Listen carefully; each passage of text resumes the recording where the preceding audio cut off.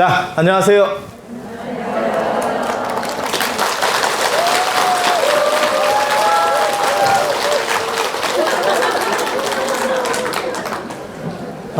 오늘 건봉사 잘 다녀왔습니다. 건봉사 강원도를 대표하는 세 개의 큰 절, 그리고 갈 수 있는 절 중에서 금강산 절이에요. 여러분이 그러니까 오늘 금강산을 갔다 오신 겁니다. 금강산, 이름이 아름다워 금강이라네. 금강이라고 하는 게 긍정적인 의미로 쓰일 때도 있고 부정적인 의미로 쓰일 때도 있습니다. 그래서 부정적인 의미로 쓰일 때는 단단하기 때문에 지옥이라는 의미로도 쓰여요. 그래서 철이 금강에 떨어지지 않기를 이라고 나오는 대목이 있죠. 법화경 같은 데서도 금강에 떨어지지 말라 라고 하는 대목이 나오는데, 거기서는 지옥이라는 의미예요. 그리고 단단하기 때문에 어떻게 보면 지옥을 감싸는 소재로도 철이산이 금강으로 되어 있대요. 철이산이. 예, 그리고 그 철이산에 지옥이 있어요.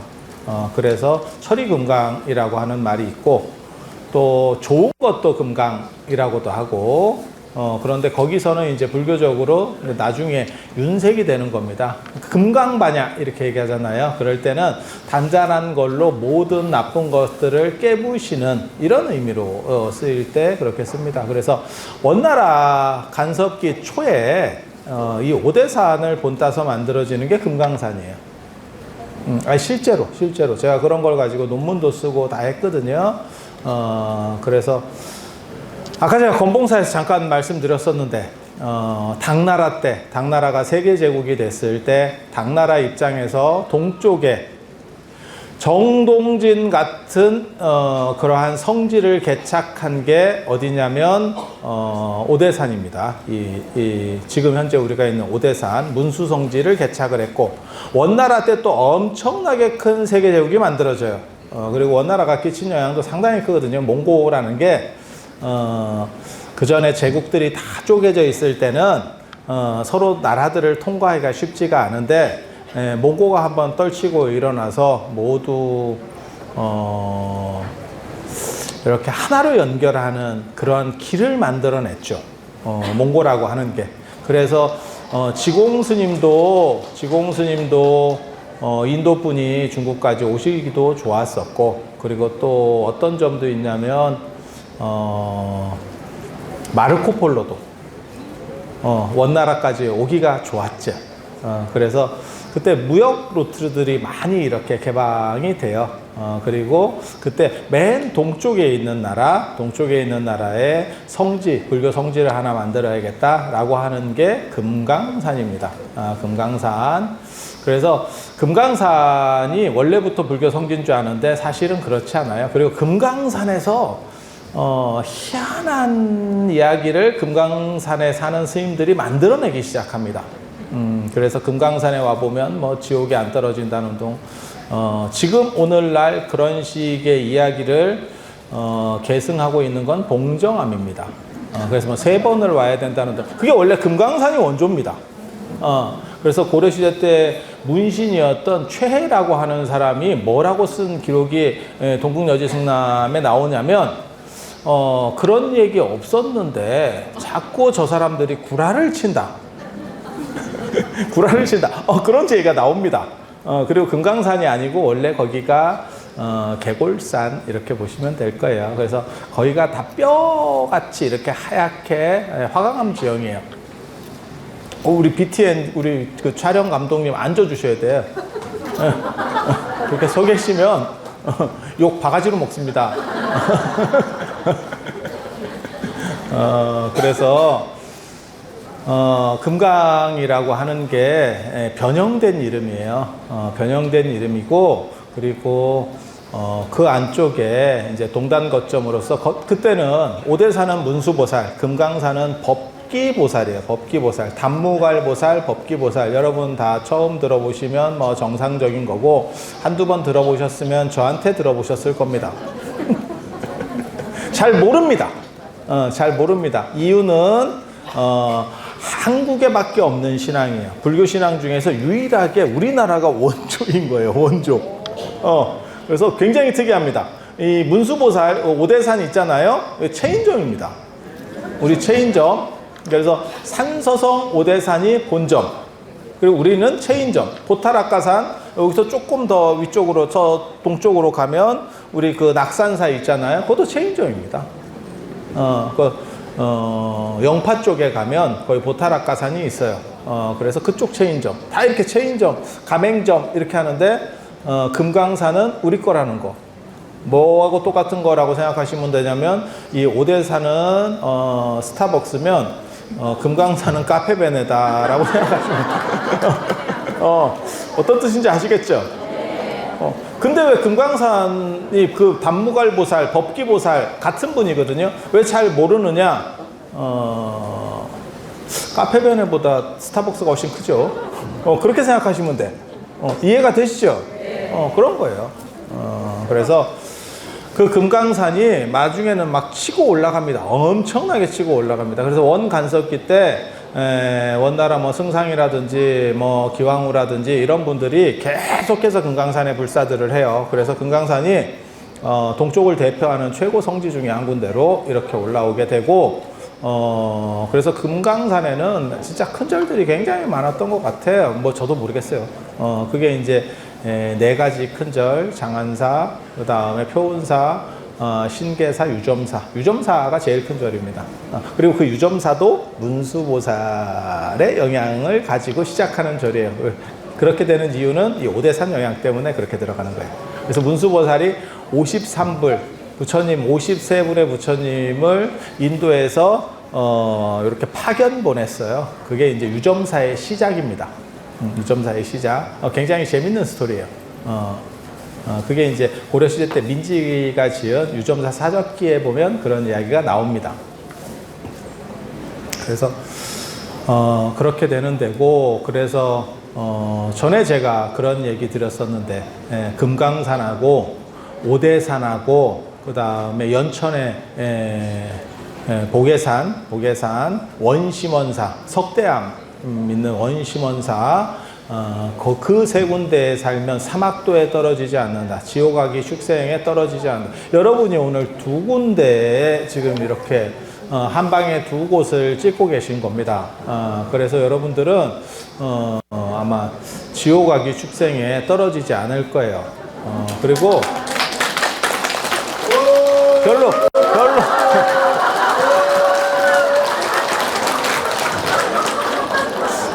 뭐 그렇게 기분 좋아하는 것 같지 않은데? 뭐 좀 매기는 것 같기도 하고. 그렇게 해서 이 중부권 벨트의 최고 성지, 최고 성지가 되고, 오늘 등공대 올라가신 분 계셔요? 손 한 번만 들어. 아유, 진짜 대단하신 분이에요. 거기가 하늘로 올라가는 천국의 계단이 있는데요. 그거 보셨습니까? 천국의 계단? 그거 보이던가요? 아이고, 나이 먹으니까 이제 헛해 보이는구나.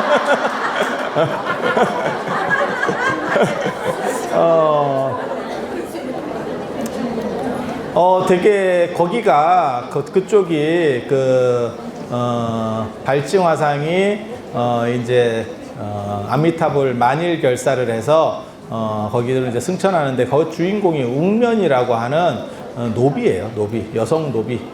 그런데 열심히 기도를 해서 그렇게 됐대. 근데 그와 비슷한 이야기가 진표율사 계열에서도 나옵니다. 그러니까 진표율사는 미륵보살 신앙자거든요. 그래서 그쪽에 보면 밖에서 기도하다가 안에 들어와서 기도해라, 이제 이런 이야기들이 나오고, 그 시대가 굉장히 재밌어요. 750년부터 한 780년 뭐 이때쯤 사이에 굉장히 재밌는 사건들이 많아. 그리고 그때 표운 스님은 그게 경덕왕 때입니다. 경덕왕 때가 언제냐면 누구냐면 여기 이 오대산에 전에 제가 말씀을 한번 드렸을 거예요. 보청과 효명이라고 성덕왕,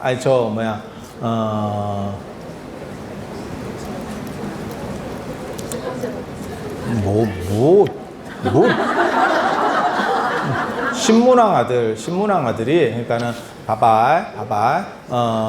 태종 무열왕이 있고 그 아들이 문무왕 번민이에요. 그리고 그 아들이 신문왕이에요. 신문왕 아들로 이게 두째라고도 나오고 이렇게 나오는 게 이제 성덕왕이에요. 그분이 형하고 이렇게 충돌이 있어서 왕위 계층에서 충돌이 있어 처음에 밀립니다. 그래서 결국 이 오대산까지 와서 돌을 닦다가 자의반 타의반으로 닦은 돕니다. 그래서 열심히 닦았더니 문수보살의 가피가 있어서 돌아가서 왕이 됐대. 형이 쫓겨났어요.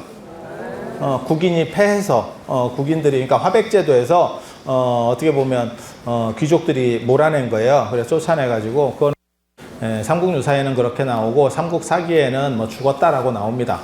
죽은 뒤에 이제 이쪽으로 와서 결국 왕위를 이었는데 그 사람이 성덕대왕 신종의 성덕왕이에요.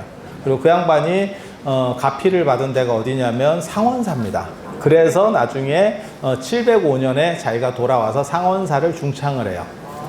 이 성덕왕의 셋째 아들이 이 경덕왕이에요. 경덕왕 때 어떤 불사가 일어나냐면 불국사입니다.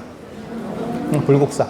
여러분들이 이런 이제 역사들 이런 거 보면 조금 복잡하긴 한데 그래도 중간중간에 다 들어본 얘기가 나오잖아. 성덕대왕 신종 나왔지, 상원사 나왔지, 불국사 나왔지, 이렇게. 그래서 경덕왕 해공왕 때 되게 재밌는 일들이 일어나는데 자꾸 하늘로 사람들이 왔다 갔다 해. 그리고 하늘에서 뭔 소리가 자꾸 들리고, 나 죽겠다니까. 그래서 그때 이제 경주에서는 또 표운 스님이라고 하는 의상대사 10대 제자 중에 한 명인 표운 스님이 하늘에 왔다 갔다 이렇게, 그래서, 그때 이 경덕왕 아들이 또 이제, 아들이 없어가지고 좀 바꿔주세요 이랬더니 딸은 있는데 아들은 없네? 이래가지고 이제 바꾸는, 그게 해공왕이에요. 중대신라가 끝나는. 막 그렇다 치고. 그래서, 오늘 여러분들이 그 등공대 쪽으로 해서 하늘로 올라간 그 이야기가 스토리가 생각보다는 굉장히 여러 가지 스토리들이 막 많이 있었던 뭔가가 있었어. 무슨 사건인가가 있었는데 잘 모르겠어. 그래서 나중에 기회가 되면 건봉사 측하고 연결해서 뭔가 이렇게 우리가 다시 신삼본사, 강원도의 삼본사 연합 뭐 이런 식으로 해서 북한하고 연합하겠다는 건 아니고요. 뭐 그런 정신을 되살려서 연구를 좀 해봤으면 하는 생각이 있습니다. 그리고 굉장히 재밌어요. 여러분 몰라서 그렇지. 저는 제가 어떻게 보면 부처님 전 생애를 걸쳐서 부처님의 생애 전체를 통틀어서 가장 대단한 신통령이 그 사위성의 천부라연이에요. 혹시 인도에 가보셨는지 모르겠는데 그 굉장히 재미있는 사건입니다. 이 얘기를 해줘야 될지 말아야 될지 모르겠다. 아니야, 오늘 사실 딴 얘기하라고 승우 스님이 저한테 지령을 내리고 갔어. 6월에 수계법회 해야 되는데 그거 얘기 잘하라고. 그거 갔는데 이게 길어지는데 이거 인도 얘기 해주면 스토리는 어디서부터 나오냐면 빈두루 존자부터 나옵니다. 빈두루 누군지 잘 모르죠? 빈두루가 누구냐면 나반존자라는 썰이 있는 사람입니다. 저 독성 저 운문사 사리양 나반존자가 빈두루가 아니냐라는 썰이 있어. 같은지 아닌지 몰라. 저 같은 경우는 아니라고 보는 사람이고 보통 일반인들, 그러니까는 일반적으로 좀 더 많은 사람들은 같다라고 봐요. 같다라고 봐. 그런데 그 빈두루 존자가 워낙 이 사람이 귀하게 태어난 사람이에요. 부잣집 아들이에요. 부잣집 아들이어서, 부잣집 아들의 사람이 교만해. 교만해. 그래서 대지도론에 보면 그 참 재밌는 이야기가 있어요. 어떤 신이, 그게 호수의 신이에요. 호수의 신이 부처님한테 와가지고 빈두루 존자를 씹습니다. 저 사람이 너무 신을 개무시한다. 신을 개무시한다. 그걸 좀 고쳤으면 좋겠다. 라고 해서 사연을 들었거든요. 부처님이 민원을 접수하고 또 사연을 들어줍니다. 그랬더니 빈두르존자가 그 아라한이에요. 그래서 탁발하러 나갈 때 앞에 호수가 있어. 그러면 이게 돌아가야 될 건데 뭐라고 얘기를 하냐면 신통으로 신통이 있으니까 여종아 길을 만들어라 이러면 물이 이렇게 갈라져요. 그 정도는 돼야 스님입니다. 나도 할 수 있는데 이건 제 호수가 없어. 아유, 내가 호수만 있으면 내가 바로 한다니까. 이거 호수 하나 만들어봐. 그래서 여종아 길을 만들어라 그러면 얘가 이렇게 길을 낸대. 그렇게 하면 이제 쫙 지나가면 다시 덮이고 다시 올 때 또 한번 어이 이렇게 하면 또 쫙. 요게 기분이 더럽대. 기분이 더럽대. 아니 그 아라한이어서 신통이 있고 해서 내가 해주기는 해주는데 왜 하필 여종아라고 부르냐는 거예요. 거기서 그 칭호 문제가 나옵니다. 우리나라도 마찬가지거든요. 우리나라도 최근 들어서 급격하게 안 좋은 표현으로 쓰인 게 아줌마. 아줌마 왜 그래요? 이러면 화를 내. 아줌마가. 나 아줌마 아니거든요. 그럼 네가 뭐? 아니 요즘 갑자기 그 아줌마가 예전에는 그냥 쓰던 표현인데 약간 덜 작은 사람한테 아줌마를 아줌마 맞다니까. 그런데도 불구하고 막 화를 내요. 요즘 시절이 되게 재밌어. 그런 것처럼 그 여종아가 짜증을 냈다는 거예요. 그래서 내가 그래도 신이고 가오가 있는데 자꾸 무슨 천민 부르듯이 이따구로 부르냐고 이렇게 얘기를 합니다. 그랬더니 부처님께서 뭐라고 말씀하시냐면 빈두르존자를 불러서 고치게 한 게 아니고 되게 재밌어. 빈두르존자는 세세생생 부자로 태어났대. 참 생각보다 따뜻한 사람인 거예요. 부자인데 자기 관리를 잘한 거거든. 그래서 세세생생 부자로 태어나서 하대하는 게 버릇이 됐대. 나도 말이 짧은 게 부처님이 이런 걸 딱 증명해주면 내가 참 좋았을 건데 안타깝습니다. 개인적으로 참 안타깝게 생각을 하는데 저는 살라고 이렇게 된 거예요. 여러분 몰라서 그래요. 제가 경상도에서 학교 다니면서 포교당을 했는데 10년, 20년이 돼도 저보다 젊은 신도가 없어요. 그렇다고 따박따박 존댓말 써가면서 계속 하기도 좀 그렇고. 그래서 이게 약간 이렇게 약간 야리하게 이렇게. 그리고 경상도에서는 그게 괜찮아요. 경남에서는 관계 없습니다. 듣는 서울 사람이 문제예요. 경남 쪽에는 그걸 그렇게 태클 걸지 않아. 그쪽이 약간 다 좀 짧어. 서로 에브리바디 다 짧어. 그래서 그게 경상도의 문제입니다. 저의 문제가 아니고 경남의 문제야. 경남의. 제가 벌이고 있는 니타시아 운동. 모든 안 좋은 거는 다 니타시아.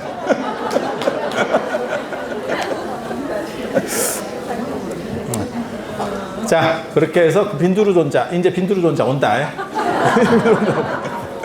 그 빈두르존자가 5년 단위로 2위입니다. 아니다. 빈두르존자보다 더 센 사람이 있네. 주리반특이네. 네, 주리반특이네. 주리반특. 그래도 한 3, 4위 정도는 되겠다. 빈두르존자 굉장히 셉니다. 그랬는데 사위성에서 부처님께서 포교를 하셨는데, 사위성은 인도에서 서쪽에 있고 불교 세력보다는 그 바라문교나 다른 종교가 훨씬 강력했어요. 그래서 그쪽으로 들어갈 때 문제가 굉장히 많았어요. 굉장히 많았어. 그러니까 막 씹히고 거기서 막 살인 사건도 일어나고 부처님 애를 임신했다고 뭐 이랬다가 또 뭐 사건도 벌어지고 별로 사건들이 다 있습니다. 그랬는데 어떤 사람이 이런 장대를 하나 세워놓고 이 위에다가 굉장히 높은 장대예요. 이 위에다가 굉장히 좋은 바루, 나무 바루를, 그러니까 전다상 나무 같은 이런 나무 바루를 탁 놓고 거기다가 보석을 놨대요. 보석을 놨대. 그리고 뭐라고 얘기하냐면 신통으로 저것을 기어 올라가서 하는 게 아니고 신통으로 저것을 라고 이야기를 합니다. 그렇게 신통이 많은 사람들이 많은데 이걸 할 수 있는 사람은 없어. 원래 그런 거예요. 인생이라는 게 다 그런 거예요. 왜 무협지 같은 데 보면 막 날아다니는 사람 굉장히 많거든요. 근데 현실에서는 이종격 투기 뭐 이런 거 그런 거 보면 막 맨날 두드려 맞고 있거든. 소림 무당 뭐 다 두드려 맞아. 뭐 별거 없어. 그래서 그렇게 이제 다들 실패를 하고 있는데 빈두르존자가 저걸 하면 이동 상황이 반전했다. 불교가 얼마나 대단한지를 보여주겠다. 그래서 당신이 신통으로 그걸 땁니다. 그래서 불교의 명성이 올라갔느냐? 욕을 태바가지로 먹기 시작하죠. 이제 씹히기 시작하는데 이거 굉장히 재밌어. 잘했는데 왜 씹히느냐? 불교는 저런 거나 하는 그런 거다. 잡술, 사술 이런 거다. 차력하고 있다. 뭐 이런 식으로 씹는 거예요. 이게 씹기 나름이거든, 사실. 그래서 부처님께서 뭐라고 말씀하시냐면 앞으로 제자들은 신통을 부리지 마라. 앞으로 승려들은 신통을 부리지 마라. 이렇게 얘기를 합니다. 이렇게 말씀을 하셔. 그랬더니 이제 또 득달같이 그놈들이 신통으로 한번 뜹시다. 이렇게 이제 신통으로 겨루자는 또 이야기를 해요. 아유, 또 막 복잡해요. 그렇게 해서 부처님이 나중에 피하다 결국 받아줘요. 그럼 그렇게 하자. 그렇게 해서 어디로 결투장소를 잡았냐면 망고나무 동산입니다. 그래서 내가 그 망고나무 동산에서 언제 보자. 그리고 그 망고나무로 거기에 있는 망고나무를 가지고 내가 신통을 부리겠다. 라고 말씀을 하셔요. 그러니까 그 날이 됐을 때 그 외도들이 다른 종교 사람들이 전부 그 나무를 베버려서 나무를 없애버렸대. 그랬더니 부처님께서 망고 하나를 들고 가셔가지고 거기서 드시고 그걸 심어서 나무가 쫙쫙 자라게 해요. 자라게 하고 그 모든 나뭇잎에 부처님의 얼굴을 박아놨습니다. 그런 걸 보고 굿즈 상품이라고. 부처님 굿즈야.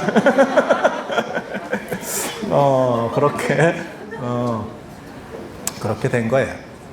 그래서 그렇게 하고 난 뒤에 다른 외도들을 다 이기고 그 아라한의 18신통이라는 게 있어요. 하늘에 떠서 앉고 눕고 위로 불을 내고 밑으로 불을 내고 이런 18신통을 하고 난 뒤에 하늘로 올라갑니다. 도리천으로 올라갑니다. 그래서 어머니에게 3개월 동안 설법을 하시고 그 올라갔었던 데가 바로 첨부라연 탑이 있는 곳이에요. 그래서 제가 인도에 가면 저는 거기 그 첨부라연 탑이 지금도 남아 있거든요. 인도 가보신 분들은 아실 거예요. 그러면 저는 거기에 누워서 하늘을 봐요. 거기에 이제 하늘로 빨려 올라가는데, 하늘로 빨려 올라가는데, 저 토르 영화 이런 거 보면 해임달 해가지고 이렇게 샥 가듯이 그런데 한국에 그런 타운 포탈이 가능한 지역이 등공되었었어요. 근데 여러분들은 가셨는데 왜 그게 못 올라갔냐면 조금 용량 초과야. 그래서 살을 좀 빼고 업을 가볍게 하면 그러면 웅면처럼 올라갈 거예요. 그때 제가 이렇게 밑에서 주지 스님하고 그 총무 스님하고 검봉사 총무 스님하고 얘기하면서 이렇게 제가 쫙 보니까 등록은 됐더라고. 등록은 됐는데 위에서 땡기려 했는데 걔네가 못 땡기겠대.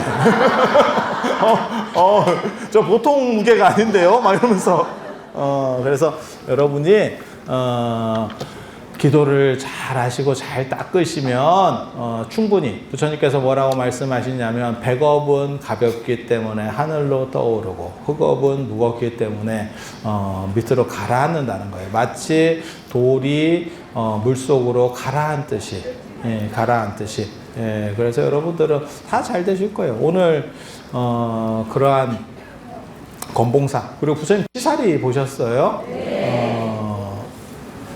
사리가 예, 알겠습니다. 그 스카프 갖다 줘야 돼요. 스카프가 없어요. 스카프가 없어요. 스카프.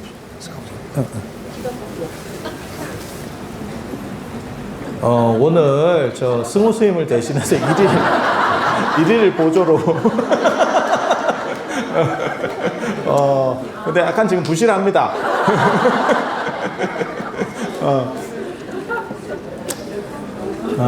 자, 그래서 그 치사리인데, 치사리라는 얘기는 치아라는 얘기예요. 그러니까 살이라는 개념이 여러분이 생각하시는 거랑 달라요. 화장을 했을 때 뭐가 응결돼서 구슬같이 나오는 게 살이가 아닙니다. 뼈하고, 그 다음에 그런 구슬 같은 거하고, 그러니까는 성스러운 사람의 유해 일부를 살이라고 합니다. 그러니까 머리카락도 살인 거고, 그 다음에 이러한, 통도사 같은 경우는 요 두개골이 있는 거예요. 두개골이. 뼈입니다, 뼈. 두개골. 그래서 정골살이라고 하는 거예요. 중대보궁에는 뇌살이가 있습니다. 불레보탑이라고 뇌살이가 있어요. 그 뇌살이 이야기를 또 봉정암에서 갖고 가서 또 그렇게 얘기를 하는 거예요. 그러니까 봉정암이 여러 가지를 금강산 것도 좀 빼오고 월정산 것도 좀 오대산 것도 빼오고 막 해갖고 이게 뭘 만들었어. 그런데 아무튼 히트 상품. 존경스럽습니다. 원조보다 더 잘 됩니다.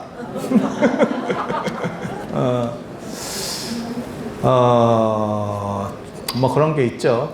경주 황남빵도 뭐 수제자는 저 뒤에 있다더라. 뭐 이런 썰이 있어, 썰이. 예, 그래서 이제 황남빵 그 집은 아들이 하는 집이고 원래 수제자는 또 따로 있다더라. 뭐 이런 썰이 그 동네 가면 있어.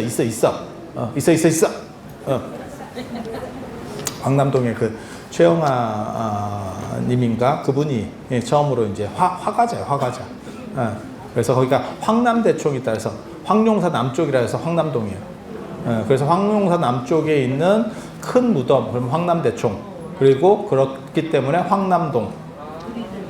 그런 거는 뭐 크게 관심 없구나. 그냥 황남빵은 먹으면 됩니다. 먹으면 됩니다. 그래서 그 치살이 이렇게 눈으로 볼 수 있는 황룡사사리와 더불어서 불국사 무설전에 모셔져 있는 황룡사사리와 더불어서 가장 유력한 사리. 그리고 그게 임진왜란 때 반출됐다가 뭐 사명당에 모셔왔다라고 하는 어떻게 보면 근거가 명확한, 그리고 원래는 12과가 있었는데 이제 4과는 유실되고 그런 게 5과밖에 없습니까? 그 정멸보궁에 3과를 모신 겁니다. 3과를 모신 겁니다. 그리고 참고로 말씀드리면 통도사도 마찬가지예요. 통도사 그쪽 탑전에도 사리가 모셔져 있어요. 그게 황룡사사리 세관가를 그쪽으로 전에 모셨어요. 참고로 그 정도 말씀을 드리고, 그래서 건봉사라고 하는 절이 조선시대 때도 굉장히 큰 절이에요. 3,000칸 이상 되는 진짜 굉장히 대찰이에요. 그리고 우리가 갈 수 있는 금강산의 최고 사찰이라더라. 그리고 여러분들은 얼마 안 내고 금강산 구경을 했다더라. 누구 때문에?